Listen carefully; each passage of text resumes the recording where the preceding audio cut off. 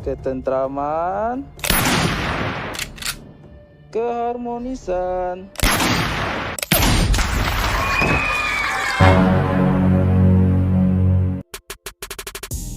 Halo semuanya, apa kabar kalian? Semoga kamu dan keluarga sehat selalu ya. Sebuah alur cerita film terbaru dari Netflix yang berjudul The Big Four menceritakan tentang 4 pensiunan pembunuh bayaran kembali beraksi saat mereka bertemu dengan polisi yang besi yang bertekad untuk melacak seorang pembunuh yang sulit ditangkap. Saya sangat sarankan kepada kalian sebelum menonton video ini untuk menonton film aslinya terlebih dahulu, atau kalian bisa merasakan sensasi menonton film yang lebih mantap. Video ini mengandung full spoiler. Jadi kalau kalian menonton full film lengkapnya bisa langsung aja ke aplikasi Netflix. Dan video ini hanyalah ulasan atau singkat cerita dari filmnya. Dan tanpa berlama-lama langsung aja kita lanjut ke alur filmnya cuy.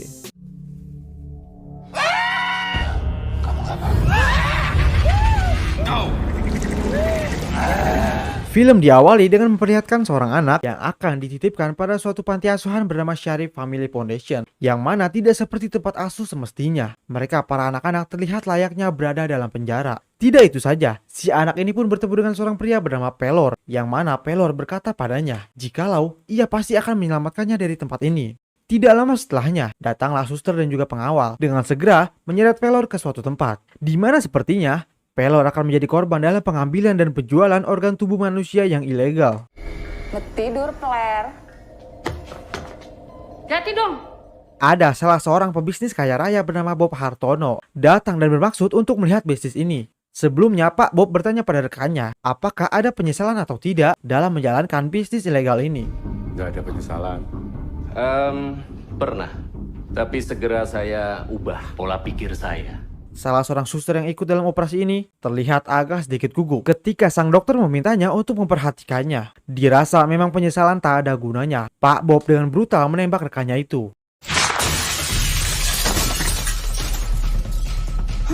Dan yang rupanya, Pak Bob hanyalah sebuah samaran bagi seorang pria keren bernama Topan.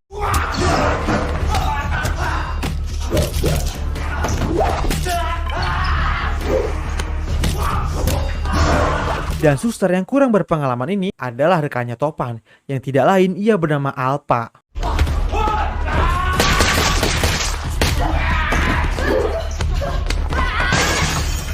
Pada misi ini, mereka berencana untuk menyelamatkan anak-anak yang disekap di sini.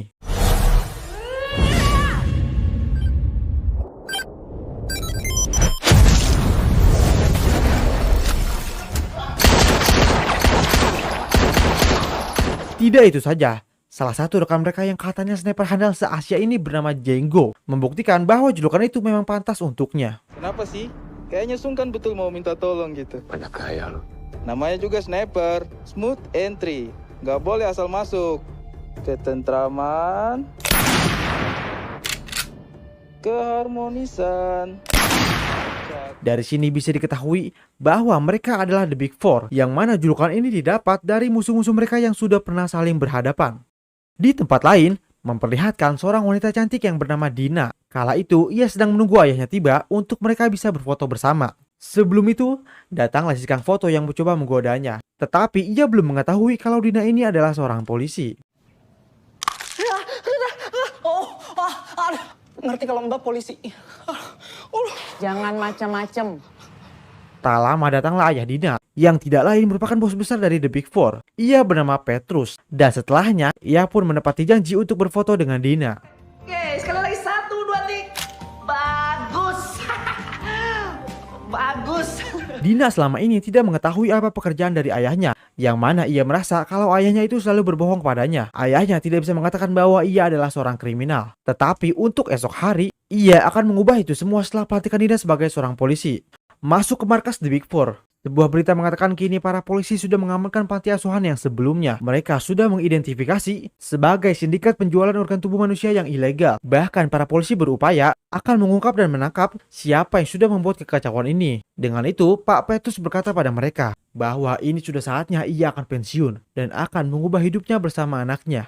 Bapak untuk apa pensiun? Bapak mau di rumah aja gitu? Besarin bonsai. Itu tidak. Ini karena Dina kan, Pak? Yang tidak lain, Pak Petrus juga adalah sahabat lama dari Pak Hasan, yaitu kepala polisi yang berusaha akan mengungkap kasus ini. Oleh karena itulah, ia berupaya tidak akan mau berhadapan dengan sahabatnya yang seorang polisi, sedangkan ia hanyalah seorang kriminal yang akan mengubah hidupnya dengan menikmati masa tua di villa favoritnya dulu. Keesokan harinya, inilah hari di mana pelantikan Dina sebagai seorang polisi. Namun di balik itu, Pak Petrus merasa kalau ada orang yang mencurigakan dari luar rumahnya. Setelah dilihat keluar, hanya ada seorang ibu yang mengatakan kalau ada tukang bunga yang mencari-cari rumahnya Pak Petrus. Ditaruh di mana ya? Oh, ini tolong di sini depan pintu aja, Dek, ya. Makasih. Ya. Bapakmu pasti datang. Siap. Setelah Pak Petrus menerima bunga itu, bisa dilihat bahwa itu bukan kang bunga biasa, di mana kang bunga itu berupaya untuk menyerangnya dan bermaksud dengan tujuan tertentu. Bukan itu mau saya.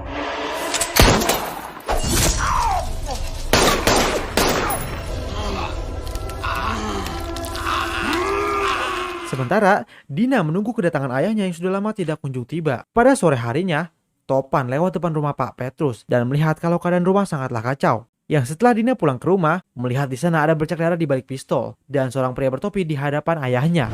Angkat tangan. Saya bilang angkat tangan.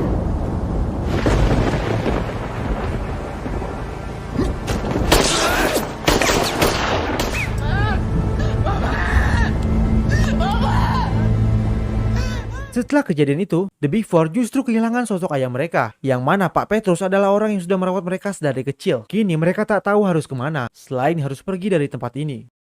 3 tahun kemudian, kini Dina tinggal seorang diri dan masih menyelidiki siapa orang bertopi di balik pembunuhan ayahnya selama ini. Dikarenakan Dina yang tidak pernah absen dalam menjalankan tugasnya, sang atasan menyarankannya untuk ia bisa mengambil cuti dan pergi berlibur. Tetapi Dina merasa dengan ia bekerja, membuktikan bahwa ia terlihat sangat senang dan tidaklah stres. Melihat tiket dari sang atasan sebelumnya, Dina teringat akan sesuatu, di mana ia menemukan foto lama ayahnya. Melihat topi yang dipakainya, sama persis dengan yang dipakai oleh pria bertopi yang dicurigakan. Tanpa sengaja, ia juga menemukan sebelah gambar di balik foto ayahnya itu. Dengan memberikan foto itu kepada sang atasan kepala polisi yakni Pak Hasan, Dina bertanya mengenai keempat anak yang ada pada foto tersebut. Namun Pak Hasan mengatakan kalau ia tak mengetahui tentang itu. Dengan itu, Dina memilih untuk mengambil cutinya dan pergi berlibur ke tempat itu untuk mencari tahu sendiri. Om akan tuntaskan kasus Ini pembunuhan udah ayah 3 kamu. tahun, Om. Kalau nggak sekarang kapan?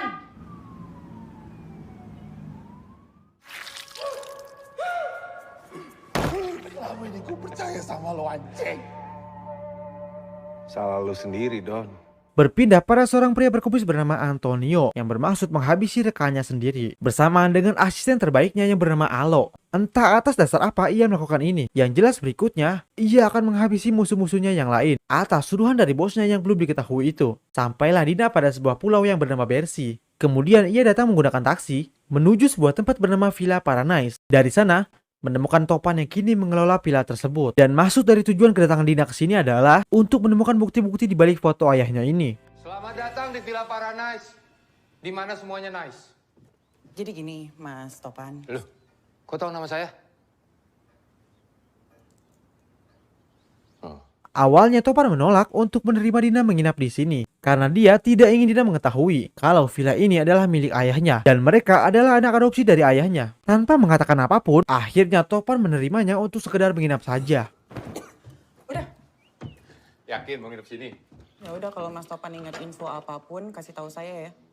Datang ke sini sendiri, Mbak. Dilihat dari luar jendela, mengira bahwa Dina datang bersama kedua orang lainnya. Namun rupanya bahwa kedua orang itu datang untuk mencari Dina. Topan tidak mengatakan kalau orang yang disebutkan ciri-cirinya itu ada di sini. Namun kedua orang itu bisa memastikan kalau benar ia berada di sini. Topan yang awalnya biasa saja menanggapi mereka, namun karena mereka nyolot dan memaksa, akhirnya Topan meladeninya dengan ikut beradu pukulan dengan mereka.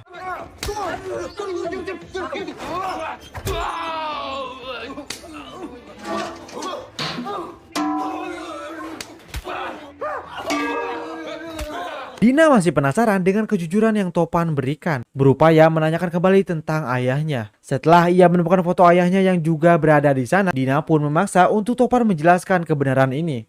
Jelasin? Bisa? Oke, Apa? itu bapak saya juga. Hah? Ya. Topan mengatakan kalau Pak Petrus yang merawatnya sedari kecil. Dan mereka The Big Four tidak tahu sedang ngapain setelah mereka pensiun dari dunia kriminal. Mendengar kalau The Big Four masih berada di pulau ini, Dina berupaya untuk mencarinya sendiri dan menanyakan kepada mereka. Dina, Sebentar, apa lagi? Ilu. Saya antar. Area. Setelah kejadian itu, Topan mau mengantarkan Dina bertemu dengan Jenggo. Di salah satu pedalaman hutan, Jenggo kini sudah menjadi seorang ahli pengobatan. Kebanyakan dari pasiennya itu tidak mengetahui kalau minuman yang diberikan Jenggo hanyalah tipu-tipu. Bahkan jenis ramuan aneh yang berupa kulit kodok kering yang tidak sengaja diberikannya kepada minumannya Dina. Mengetahui akan ada sesuatu yang terjadi, Jenggo meminta pada pasiennya untuk keluar dulu dari sini. kau kasih minum apa ini? Tanggung jawab kau. Sementara Antonio dan yang lainnya bermaksud datang mencari The Big Four dan mereka segera menuju ke tempat di mana The Big Four berada. Efek dari minuman tersebut membuat Dina berubah seperti kodok. Dengan tertiba-tiba datanglah Pelor dengan tampilan baru dan pistol barunya. Melihat Dina yang sedikit aneh, Pelor bermaksud akan menembaknya.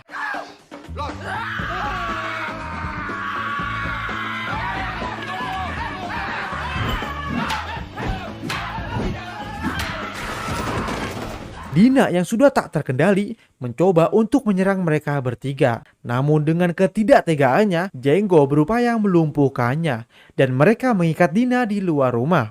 Udah sadar?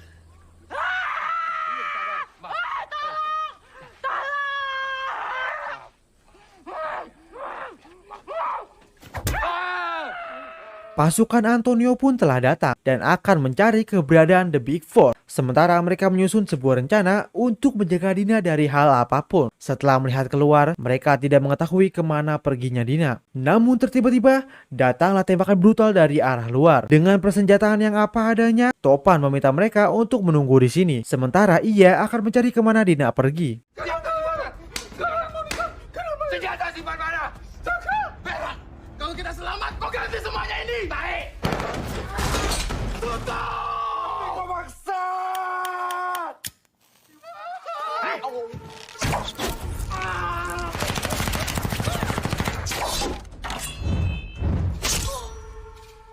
Di tengah-tengah hutan, Topan melihat Dina dan mencoba ingin menolongnya. Namun di sini, Dina masih tidak percaya dengan Topan. Akan tetapi, Topan mengatakan suatu saat akan menjelaskannya. Sementara, ia akan menyelamatkan saudaranya terlebih dahulu. Kamu jelasin ke saya, Topan. Kapan saya capek?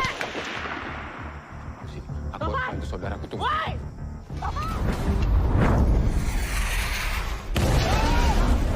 Jenggo meminta Pelor pergi dari sini, sementara ia akan menahan mereka di sini. Sebelum omongan Jenggo selesai, lantas Pelor sudah ngacir duluan. Pelor babi.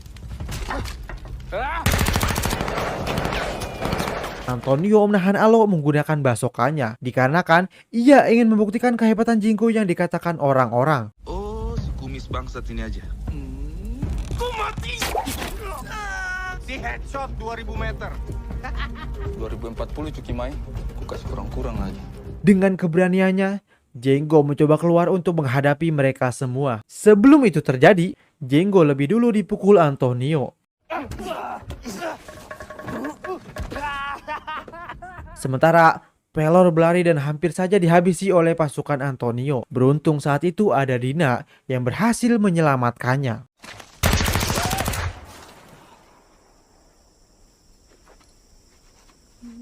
Dengan senyap, Topan menghabisi musuh-musuhnya. Sedangkan dengan salah seorang yang berhasil ia kalahkan, digunakannya sebagai sandera untuk menahan Antonio. Bukannya membela anak buahnya, Antonio justru menembak anak buahnya yang dianggap tidak berguna itu. Bahkan ia merasa kecewa dengan Pak Petrus. Yang diketahui bahwa Antonio adalah anak asuh pertama dari Pak Petrus. Ia merasa kecewa dan ingin balas dendam setelah ia dibuang dan diasingkan. Dengan itu, ia mencoba menghabisi Pak Petrus, termasuk dengan anak-anaknya yang lain.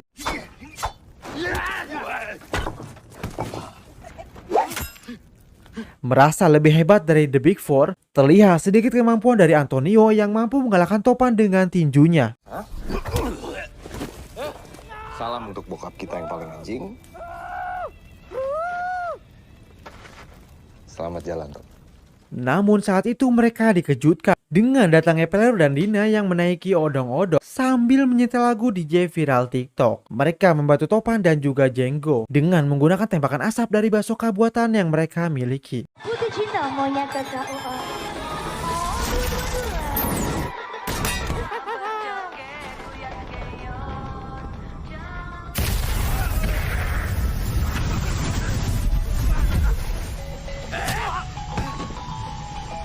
Dari bantuan itu, membuat Topan dan Jenggo berhasil kabur dari serangan ini. Mereka pun segera menaiki odong-odong dan akan segera kabur dari kejaran Antonio. Namun tidak mudah bagi mereka, karena Antonio mengejar mereka sambil menembakinya. Dengan upaya yang dilakukannya, Topan berhasil membuat Antonio terjatuh.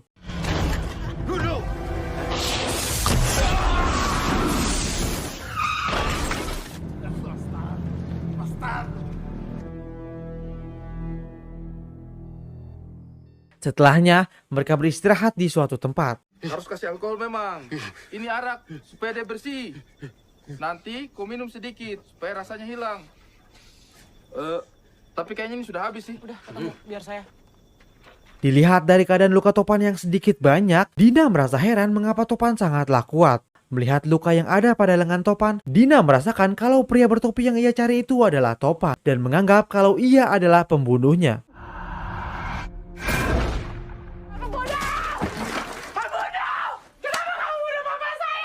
Dina pun pergi dan berupaya akan melaporkan hal ini kepada polisi. Kemudian datanglah Pelor yang mengatakan bahwa Topan bukanlah orang yang seperti itu. Ia bisa membuktikan kebenaran setelah mereka berhasil bertemu dan menanyakan kepada Alpha nantinya. Topan dan Jenggo bisa mengira bahwa Pelor pasti mengajak Dina menemui Alpha. Topan juga mengira kalau orang yang sudah membunuh Pak Petrus adalah Antonio dan mereka berupaya akan membalaskan dosa Antonio setelah mereka nanti bertemu dengan Bunglon, kawan lama Pak Petrus. Lalu mereka sampailah ke tempatnya Bunglon, yang mana Bunglon dikenal sebagai pria licik dan ahli dalam persenjataan. Bunglon mengetahui bahwa Topan sudah membuat kekacauan setelah orang-orang suruhan Antonio mengacak-acak pulau mereka. Membahas mengenai Antonio, sang kalajengking dari Asia Tenggara. Ia sebagai penyalur persenjataan ilegal terbesar di Asia Tenggara, bahkan mampu mengajak orang-orang biasa menjadi antek-anteknya. Lagian kenapa manusia ini dia mau cari-cari kami? Kata Bang Topan, dia yang bunuh Bapak. Betul tidak? Dari ingatannya Topan, Pak Petrus saat itu mengatakan kalau orang yang menyerangnya saat itu adalah Suranto, yang tidak lain saat Bunglon mengambil akte kelahiran mereka, bisa diketahui bahwa Suranto adalah Antonio yang sekarang, di mana dikatakan bahwa sebelum adanya The Big Four, maka Antonio terlebih dahululah yang menjadi anak didik dari Pak Petrus. Dengan itu, Topan membawa surat-surat itu dan mereka sekarang menuju ke tempatnya Alpha. Maksud kenapa gue bilang salah? Masa kau pulang? Informasi seperti itu kau tahan dari tadi. Dirasa pasukan Antonio sedikit berkurang, datanglah Vincent yang akan menjadi anak buahnya. Ia berambisi akan menghabisi Topan setelah mengetahui bahwa Topan sudah membunuh kakaknya. Pelor dan Dina kini menemui Alpha yang sekarang sudah menjadi penyanyi dangdut seksoy. Mengetahui ayahnya seorang kriminal, Dina tidak bisa mengelak bahwa ayahnya memanglah pembunuh. Alpha merasa tak terima dengan perkataan Dina karena selain bapak mereka seorang kriminal, Pak Petrus juga adalah orang yang dianggapnya baik. Dengan itu, membuat perdebatan dari mereka mulai memanas. Tolong cabai dangdut. Hah? Poluan tepos. Anjing dangdut. Dan tanpa disadari, jika pasukan Antonio sudah menemukan keberadaan mereka.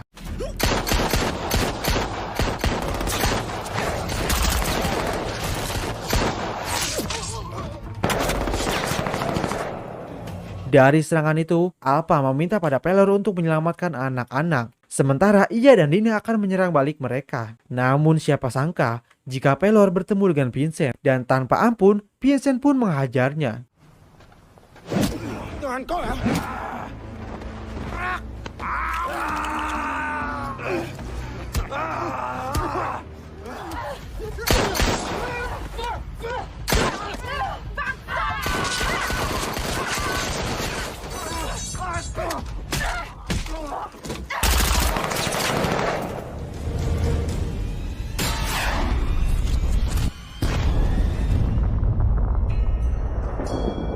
Dari serangan yang diberikan oleh Alo, membuat Dina tak sadarkan diri. Kemudian muncullah Topan dan juga Jenggo yang segera menyelamatkan mereka. Tetapi mereka lupa dengan adik kecilnya yaitu Pelor, yang kini ia dijadikan bahan sandraan Antonio. Untuk mengakhiri ini semua, Antonio meminta pada Topan menemuinya di tempat di mana mereka berasal, yaitu Villa Paradise.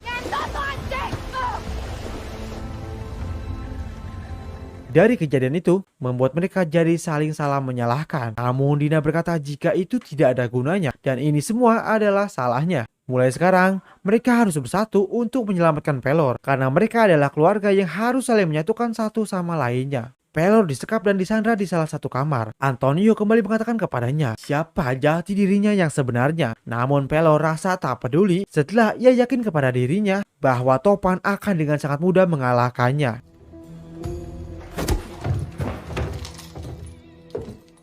Sebagai seorang polisi yang bersih dan juga jujur, Dina mengatakan bahwa perbuatan mereka adalah ilegal setelah mengetahui jikalau mereka membawa senjata api. Namun tak ada pilihan lain selain harus menggunakannya untuk menyelamatkan Pelor. Selain itu, Alpha sudah menyiapkan bom rakitan yang super sekali untuk menghabisi mereka di medan perang nanti. Sedangkan Jenggo merindukan sosok kekasih yang sudah lama sekali tidak ia sentuh.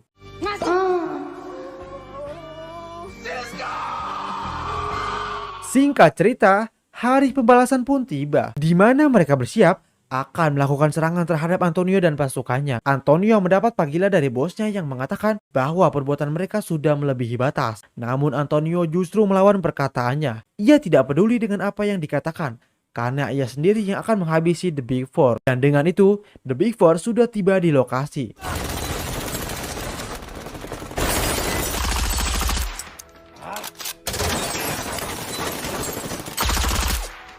Melihat jika mobil yang datang tidak ada perlawanan, mereka pun mencoba mengecek dalamnya. Namun setelah dilihat, rupanya di situ ada bom rakitannya Alpha.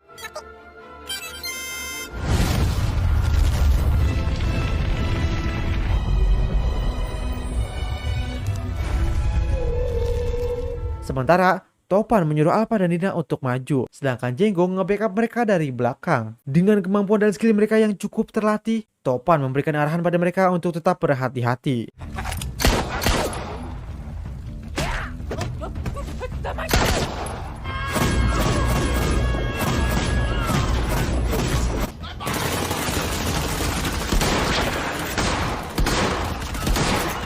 Sesampainya di atas, Dina harus berhadapan dengan Vincent, sementara Topan berlawanan dengan Antonio, dan sedangkan Alpha harus melawan Alo.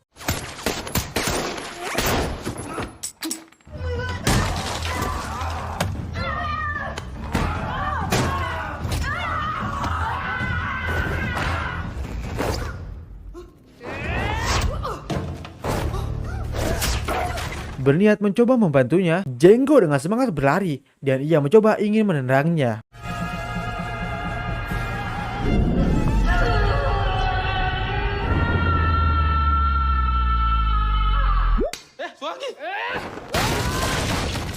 Dari arah belakang, Alpha mencoba menghajarnya dengan balok, namun terlihat Alo begitu kuat dan hampir saja menembak mereka.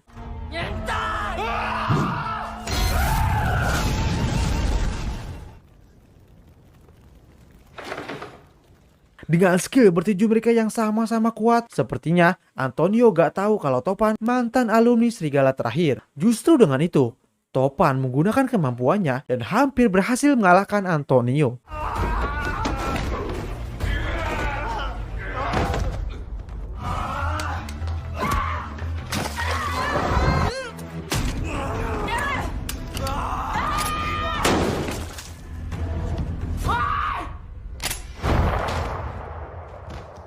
Namun Antonio berhasil bangkit dan menuju ke tempatnya Pelor. Antonio merasa menang setelah ia berhasil membunuh Pak Petrus. Gua udah menang. Gua udah menang. Lu mau bunuh gua? Mau? Bunuh gua sih. Lu menang. Oke. Suranto. Yang suka main dengan pisau-pisau kecilnya. Cok, ojo guyu, Cok. Oh, Suranto nggak punya teman. Aku akeh koncone, Cok. Oi, Suranto mau masuk Big Four. Tak ini yo. Tak terima disebut nama kampungnya, Antonio lantas marah dengannya. Namun Topan dengan cerdas meminta pada Pelor untuk menyerangnya terlebih dahulu.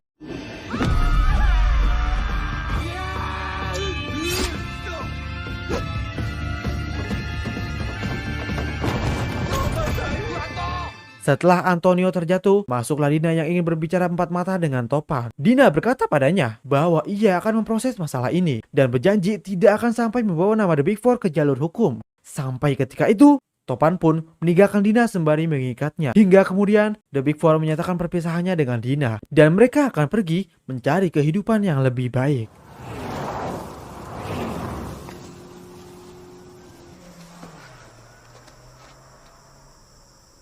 Di akhir cerita, bisa diketahui bahwa orang yang menyuruh Antonio adalah Pak Hasan. Dan atasan dari Pak Hasan adalah seorang wanita bajak laut. Ia berupaya akan menyelesaikan urusannya yang harus diselesaikan.